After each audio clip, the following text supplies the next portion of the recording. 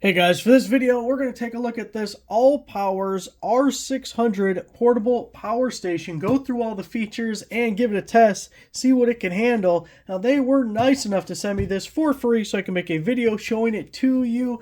I've had this for a little while now, had a chance to play around with it. This thing is full of features. I've probably had 7 or 8 different portable power stations at this point. And none of the other ones have all the features of this one, so it is pretty cool, and there is a lot to get through. So first off, inside here, it is a 299 watt-hour battery. Your max wattage is 600 watts, but that's 600 running watts. You have 1200 surge or peak watts. And the input is 400 watts if you plug it into a wall outlet, so it can give this thing a full charge in about an hour. If you are using a solar panel, it's a little over 200 watts that can be the input for charging. Turn this guy on so you can see the screen. We'll go through what all of this means here in a second. But the other portion, 2 other things I really wanted to mention off the top while I still have your attention, is it can be used as an uninterrupted power supply. So basically what that means, if you have this plugged into a wall and then you have something plugged into the outlet here, if your power goes out, it'll sense that your power went out and it'll automatically kick on whatever you have plugged into the outlet. So that could be really important, especially if you have some kind of a medical device or something that has to have power and has to be plugged in. It instantly switches over. You could even have your computer or something on so you don't accidentally lose whatever you're working on if your power went out for whatever reason. So that's a really cool feature. The other thing, and by the way, it's something that most of them don't have.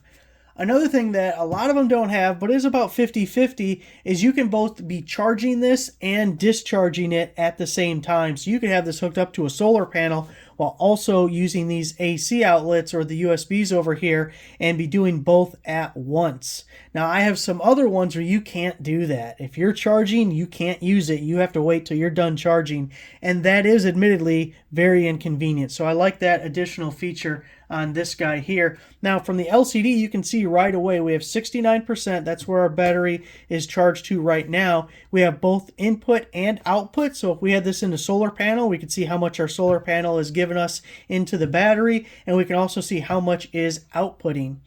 At the top, we do have a handy-dandy handle to pick this guy up with, and it's also a wireless charger. Actually, just before starting the video, I recorded with my cell phone, had my cell phone sitting up here. It immediately recognized that the cell phone was there, started charging it. You just have to hit this button right here, and that turns on the USB ports and also turns on your wireless charger back here. Now, normally, or out of the box, every time you hit a button, it does a little beep. I'm not a fan of the beep every time. If you press and hold both the USB button and the AC outlet button for 3 seconds, that'll turn the beep on and off. The other thing is this is a Bluetooth device. You can install their app and you can control everything from the app as far as turning on the outlets, turning off the outlets, seeing how much power is being used and all of that. Now, to turn on Bluetooth, we just press and hold the USB portion and you can see the Bluetooth icon came up there and you can get it on your phone to connect to it. Another really cool thing is here it says 2 days because we don't have an output, but if we had a lamp or a space heater, we're going to try a space heater because that's about the highest draw of anything in your house would be a space heater, and I want to see how it handles it. But this will adjust to how much time is remaining.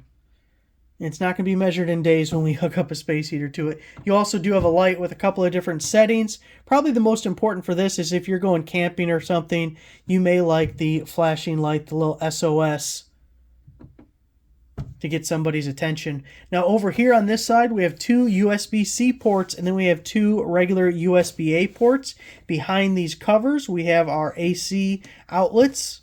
Again, that's a max of 600 watts running.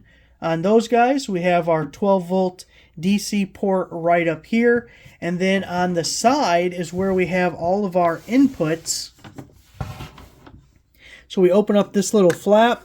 There's a little circuit breaker guy in there. We have our AC plug and for our solar panel over on that side. And it comes with this little pouch. And that's another thing that may not be a huge deal, but I actually really like the pouch. Here's why. I told you I have several of these boxes and of course a ton of other electronic stuff. I don't know what cord goes to what. Could not tell you where the cord is to any of these, or I have a box full of cords. I don't know what they go to. This right in here, we have both cords that we need. We have our AC cord for plugging into the side, charging off an outlet. And then we have our solar panel cord, and this end will go into the side that we were just looking at, and this will go into your solar panel. Now, that is one thing that is very important. Most of the solar panels that I have just use a barrel style connector to connect to my portable power stations. So make sure if you're picking up a solar panel, it has ones that have this type of connection, and I'm sure the ALLPOWERS ones do because they also have solar panels, or if the ones you have existing, you're going to need to be able to plug it in, or an adapter or something, so you can make use of this cable, or at least this style plug that's right there. I think we covered all the basics as far as the features. I want to give this guy a test, so let's get that all hooked up and see how it goes. For a first test, I want to see how it handles a power outage and if it does in fact keep whatever's plugged into it on. So first thing we need to do is plug it into a wall outlet. So we're going to go ahead and hook it up right here and plug it in, and we'll see what the screen says. It should give us an input reading, and you can see it clicked on there and our input is shooting up. And you can see our input over 300 watts. Some of our icons at the top here shows that we are plugged in. The fan is running. We still have the Bluetooth on. Our percentage, we've had a little ring showing that we're working. Now what I'm going to do is plug in this heat gun, because heat guns have a very large draw. Go ahead and plug that in. Turn our AC outlet on. You can see that icon also came on. Now we're going to turn on the heat gun, and we'll see our output now at 330, our input at 270 and dropping some. Now I'm going to unplug our AC, and the heat gun should stay on. You can see we did have a voltage drop when we did that. And if I plug it back in,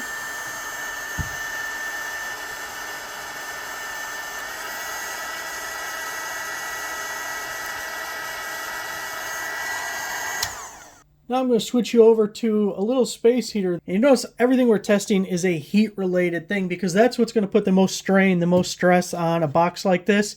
If you're trying to run more simple things, if you're just running lights or some basic electronics, easy. This can easily handle all that stuff. We're really trying to push its buttons here to see what happens.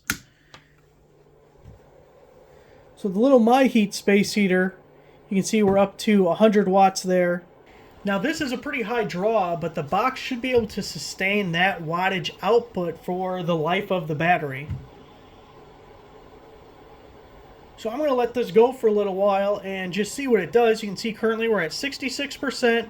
We're outputting a little over 200 watts, and it says we have 46 minutes of runtime right now. So let's just see what happens. Well, we ended up getting about 10 minutes of runtime with that space heater on this guy. You can see we're reading all zeros for the battery level. Let's get it plugged in and make sure we'll still get a charge. We've got it all plugged in any second now. There we go. We should get our input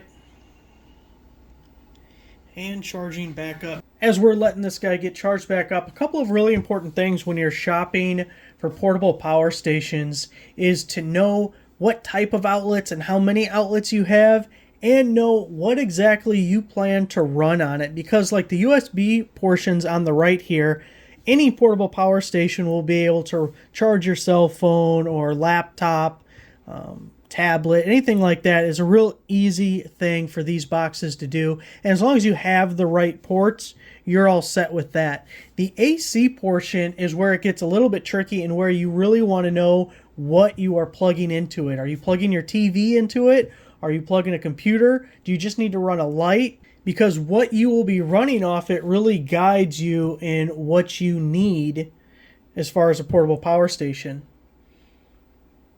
I have a smaller portable power station that can only power 100 watts. You can't do a whole lot with it because it's only 100 watts. Definitely be aware of the size you need, what ports are available, Also the metrics as far as how fast it'll charge. This will charge at once we get up a few percentages, that'll pop up, and we saw it. You can get all the way up to 400 watts on the input with the AC, a little over 200 watts with the solar panel. Again, I have other ones that can only charge 100 watts on a solar panel, so it takes a lot longer to charge, where this one's going to be a little bit faster in that regard if you have the solar panels that can put out that kind of power. Also, the ability to be essentially a pass-through device where if the power goes out, this thing kicks on and keeps your item running is a nice little addition. And being able to both charge and discharge at the same time is not something you always get. So there it is, guys, the ALLPOWERS portable power station.